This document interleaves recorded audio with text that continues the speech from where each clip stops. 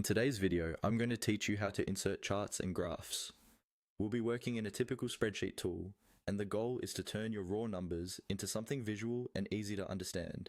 Even though the steps are simple, I'll walk you through them slowly so you feel confident doing this on your own. First, make sure you already have some data in your spreadsheet. Charts work best when your data is organized in clear rows and columns with labels at the top. For example, you might have months listed across the top and sales numbers going down the side. Once your data is ready and selected, you're set to start creating a chart. Now, look at the top menu bar of your spreadsheet window. You'll see several menu options like File, Edit, View, and so on. Find the option labeled Insert. This is where the tools live for adding different elements into your sheet, such as images, functions, and of course charts. Move your mouse to Insert and click it once. A drop-down menu will appear, showing you a list of things you can add. From that drop-down list, look for the option that says Chart. Sometimes it might be called Chart or Graph, but in most modern spreadsheet tools, it will simply say Chart.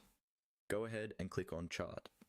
As soon as you do that, the program will automatically create a chart based on the data it thinks you want to use. Usually, it will pick a default chart type, like a column chart or a line chart, and place it right on your sheet. You'll also see a chart editor or settings panel appear on the side of your screen. This is where you can adjust the chart type, choose which data ranges to include, and customize colors, labels, and titles. If the initial chart doesn't look quite right, don't worry. You can always change it from the editor panel without having to start over. You can switch between bar charts, line charts, pie charts, and more, depending on what best represents your information. And that's it. By clicking on Insert and then Chart, you've created a visual representation of your data.